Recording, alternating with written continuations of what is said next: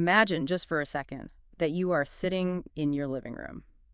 You are completely safe. Right, maybe reading a book or something. Yeah, exactly. Maybe having a cup of tea, nothing is wrong. But then suddenly, your house's burglar alarm just goes off. Oh, that's the worst. And it's not like a quiet chirp either. I mean, it is a deafening, ear-splitting siren. The strobe lights are flashing, the security doors slam shut, and there's this automated voice screaming that there is an intruder in the house. Your adrenaline would just spike instantly. Exactly. Your heart rate skyrockets, your adrenaline surges, you are literally ready to fight for your life. But you look around and there's no one there. Right. The room is completely empty. The threat isn't real, but your body's reaction to it is entirely, terrifyingly real. It's a full physical response to a phantom threat. Yeah, and today we are taking a deep dive into exactly that phenomenon, specifically as it happens to teenagers.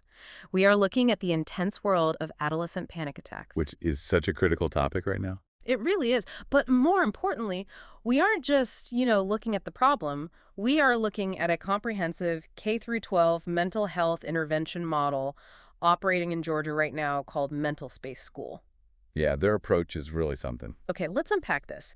Yeah. Because we really need to understand not just what a teenager is going through in these moments, but how integrating mental health directly into the education system itself is aiming to solve a massive crisis. That alarm analogy captures the baseline perfectly, I think.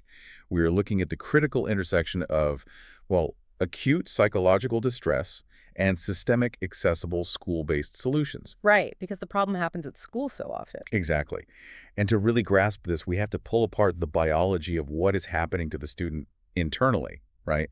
And then we match that against the logistics of how we actually get that student the help they need in the environment where they spend, honestly, the majority of their waking hours. Because without a systemic, structural solution, just understanding the biology of panic doesn't do us much good. Precisely. And conversely, if you don't understand the biology, your systemic solutions are going to miss the mark entirely. Right. So before we can even talk about how schools are fixing the problem, you, the listener, really need to understand the terrifying biological reality that a teenager is facing. Yeah, it's not just nerves. No, not at all.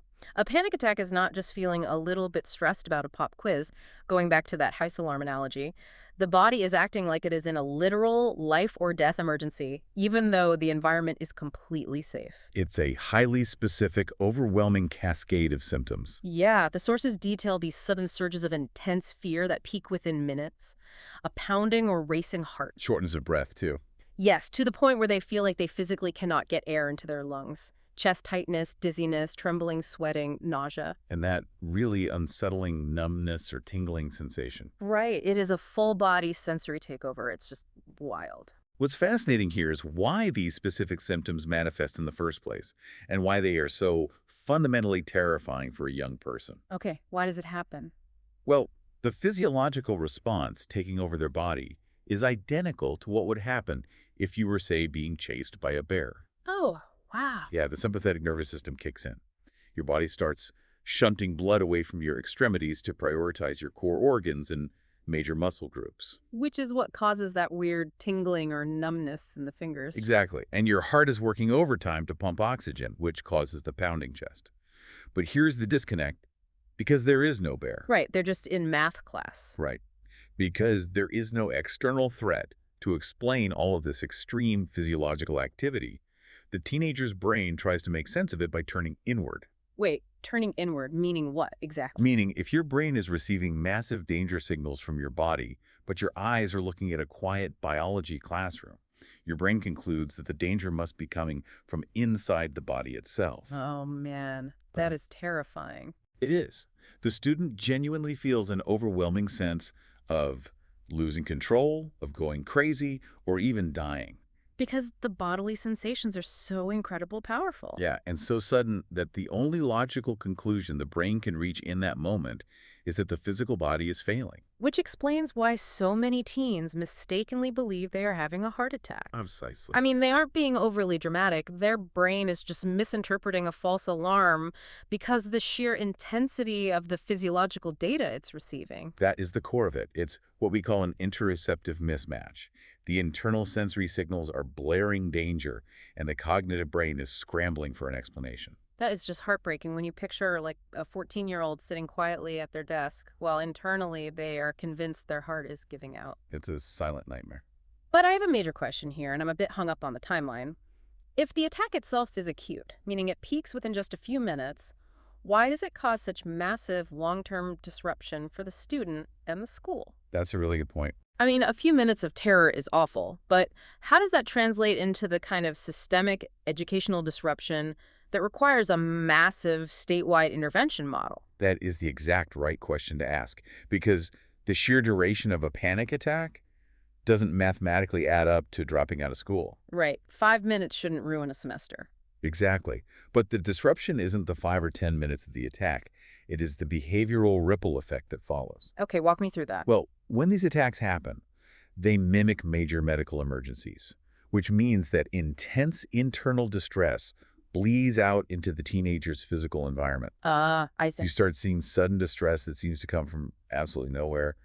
You see students fleeing the classroom to try and escape the feeling. So they are desperately seeking a physical exit from an internal feeling, Yes, and you see repeated continuous visits to the school nurse. which totally disrupts their day. It does. But the real long-term disruption, the thing that ruins academic careers, comes from the cycle of fear that develops afterward. Like they're afraid of having another one. Exactly. It's basic classical conditioning. Let's say the teen had a severe panic attack in the cafeteria. Their brain essentially burns a memory that says cafeteria equals dying. Wow. So the environment itself becomes the threat. Yes. So what does the student do? They stop going to the cafeteria. Obviously, you wouldn't go somewhere that makes you feel like you're dying. Right. They avoid it completely. And when they avoid the cafeteria, their anxiety drops. Which feels like a win. It feels good. It brings relief. But neurologically, that relief reinforces the avoidance behavior. Their brain says, see, we stayed out of the cafeteria and we didn't die. Good job. Oh, no. So they're training their brain to run away. Exactly. Then maybe they feel a twinge of panic in the hallway, so they start avoiding that specific hallway.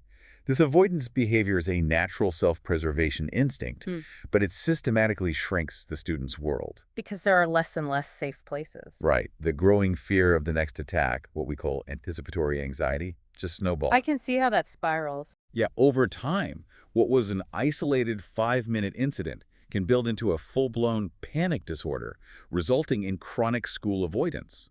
They just stop coming to school altogether because the building itself has become a trigger for the alarm. I see.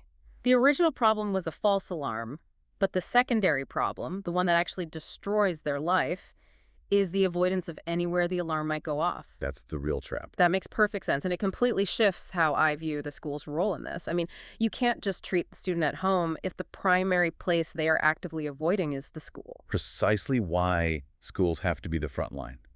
If you don't break the cycle of avoidance where it is happening, you lose the student. Which naturally brings us to how you actually break that cycle. Because as terrifying as this loop of fear and avoidance is, the data makes it very clear that there is a way to stop it. There is, and panic is highly treatable, which is the hopeful news here. Thank goodness. But it requires a very specific clinical approach. You can't just, talk a student out of a panic attack with logic. Here's where it gets really interesting. Because the treatment sounds completely counterintuitive to everything my brain would want to do. It is a bit backwards to our instincts. Right. The clinical approach centers heavily on a concept called interoceptive exposure, which I need you to unpack that term for me because it sounds like academic jargon. Sure, let's break it down. Interoceptive refers to your ability to perceive the physical sensations happening inside your own body. Like your heartbeat or breathing. Exactly. Heartbeat, breathing, digestion. And exposure means intentionally facing something you are afraid of. So, interoceptive exposure is the clinical practice of gently and safely facing feared body sensations under the guidance of a licensed professional. Okay, hold on.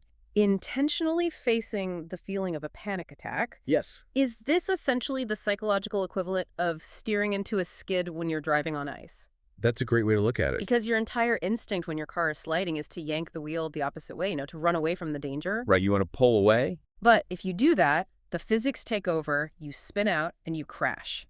You have to actively steer into the terrifying thing to regain traction and control the vehicle. Is that what we're talking about? That is a phenomenal analogy. Yes, you are actively steering into the skid. The instinct for someone having a panic attack is to run, to flee the classroom, to fight the sensations. To try desperately to force their heart to slow down. Exactly. But fighting the alarm only signals to the brain that the danger is real. You are telling your brain, yes, this fast heartbeat is dangerous, we need to fight it. Oh, that makes so much sense. Under the guidance of a clinician, cognitive behavioral therapy, or CBT, uses interoceptive exposure to teach the teen to do the exact opposite. But how does a clinician actually do that? I mean, you can't just tell a kid, hey, go have a panic attack. No, you simulate the physical sensation safely. Like how? Well, a therapist might have the student do jumping jacks for a minute to artificially raise their heart rate. Or they might have them spin in an office chair to get dizzy. Wait, really? Yeah. Or breathe through a thin straw to simulate shortness of breath. Oh, wow. So they are intentionally triggering the physical symptoms of the panic attack on purpose. They are making the kid dizzy or out of breath in the safety of a therapy session. Yes. They are steering into the skid. By experiencing the pounding heart or the dizziness and seeing that it does not lead to a heart attack, the brain learns a new association. That is brilliant. The brain learns that a fast heartbeat is just a fast heartbeat. It's uncomfortable, but it is not dangerous. You are decoupling the physical sensation from the catastrophic fear response. Exactly. And alongside this, the clinician teaches specific breathing and grounding skills to help them anchor themselves in the present moment. So they have actual tools to use. Right. And they work to address the underlying baseline anxiety that might be keeping that internal alarm system so sensitive in the first place. You are literally rewiring the alarm system. You are teaching the body that a loud noise is just a loud noise, not an intrusion. Exactly. But here is the massive logistical hurdle. Having an incredibly effective, evidence-based clinical treatment like CBT and interoceptive exposure is completely useless if the teenagers who desperately need it cannot access it. Yeah. And that is the massive transition point we have to cross. Knowing how to fix the brain is one thing. Actually delivering that fix to a 14-year-old in the middle of third period math is something entirely different. It's a huge operational challenge. And that is where this specific program in Georgia, MentalSpace School, is attempting to rewrite the rule book. They are integrating this clinical care directly into the school ecosystem. And their model is really quite unique. Yeah, and the outcomes they are reporting from the sources are staggering. We are looking at an 89% improved attendance rate, Which is massive. a 92% reduced anxiety rate, and 85% family satisfaction. Those numbers represent a monumental behavioral shift. I mean, an 89% improvement in attendance doesn't just mean kids are happier. It means the avoidance cycle we talked about earlier has been broken. Students who were previously paralyzed by the fear of the next attack are actually walking back into the cafeteria. They're walking back into the building. But how does a tablet and a teletherapy program actually break that neurological cycle? Like if a kid starts panicking in class, how does the system work differently than the old way of handling it? Let's trace the typical path versus the MentalSpace school path. Okay. Historically, if a student has a panic attack, they go to the nurse, they are terrified, and the school calls the parents to take the student home. Which, based on what we just discussed, is the worst possible thing you can do, right? Yes. Because going home brings relief, which chemically reinforces the avoidance. You've got it. Sending them home literally trains their brain that escaping the school is the only way to survive the feeling. Right. Now, insert the MentalSpace model. Yeah. The student goes to the nurse, the panic is setting in, but instead of calling the parent to evacuate them, the student is immediately connected to a same-day therapy session with a licensed clinician. Right then and there. Right then and there. Wow. The clinician can walk them through grounding exercises, help them process the interoceptive mismatch, and immediately begin cognitive restructuring before the avoidance behavior has a chance to set in. You are intercepting the cycle of fear at the point of origin. Exactly. That is a fundamental paradigm shift. And what is so striking about this model is how aggressively they are tearing down the barriers to make this happen. I mean, finding a therapist is a nightmare for most people. Well, the wait lists alone. Right, and affording one is even worse. But the data shows MentalSpace School is basically dismantling the financial roadblocks entirely. Yes, their funding model is key. They've essentially partnered with nearly every major insurance provider in the state of Georgia.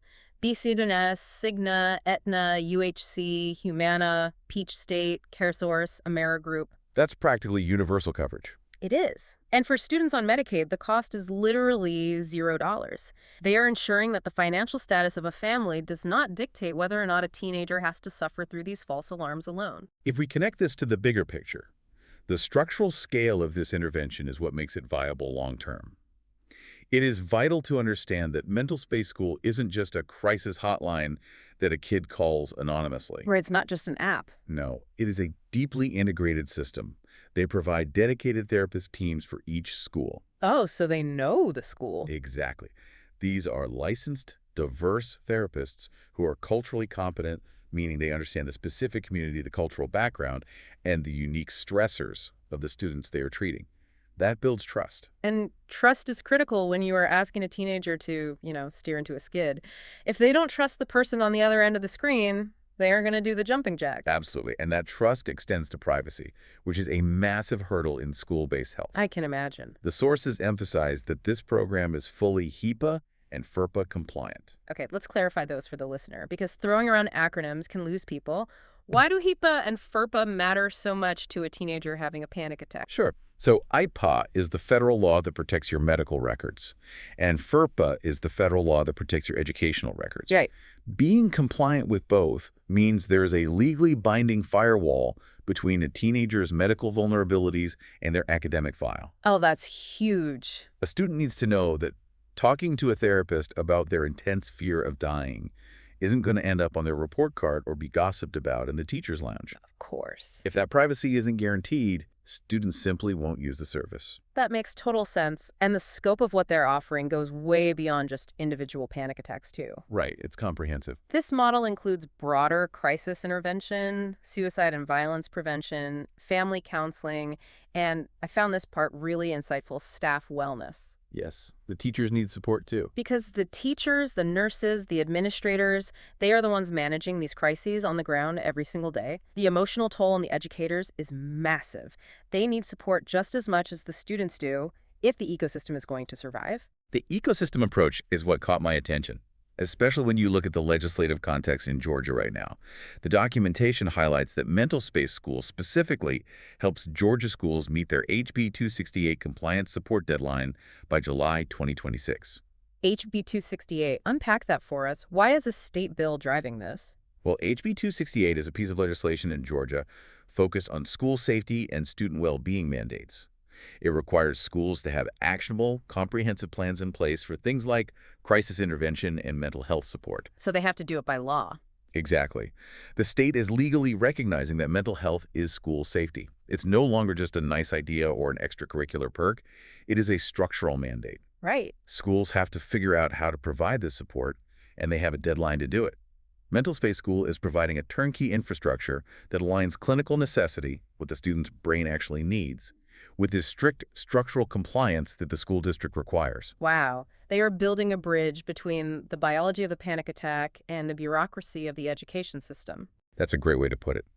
They are taking an incredibly complex psychological phenomenon and creating a logistical pathway to treat it at scale, legally, privately, and affordably.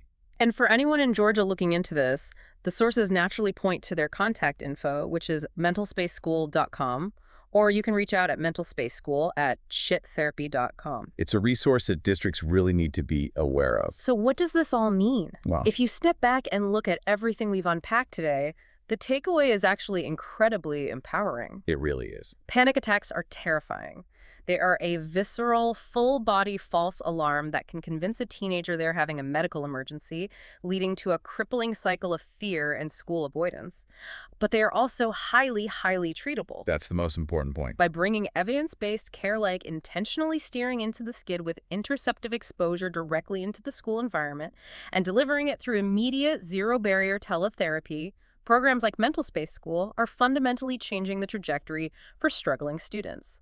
They're intercepting the fear before it becomes a disorder. Right. They are taking a situation that feels entirely out of control and giving the power back to the student. It really is a shift from helpless avoidance to active management. Exactly. And as we wrap up, this raises an important question, an interesting, broader implication for all of us to consider. I love a good takeaway. We spent a lot of time talking about interoceptive exposure. That clinical practice of learning to safely sit with and face physical discomfort, choosing to steer into the skid rather than running away from it. Yeah. We know it's the ultimate key to treating severe panic, but it makes you wonder, how might applying that exact same principle change the way we, as an everyday society, handle our own minor And it's anxieties? interesting. What if, instead of constantly giving in to the instinct to avoid uncomfortable conversations or sidestepping the everyday challenges that scare us, we chose to just sit with that discomfort? Steer right into it. Exactly. What if we practice recognizing our own minor false alarms for what they are and finally realize that the house isn't actually on fire?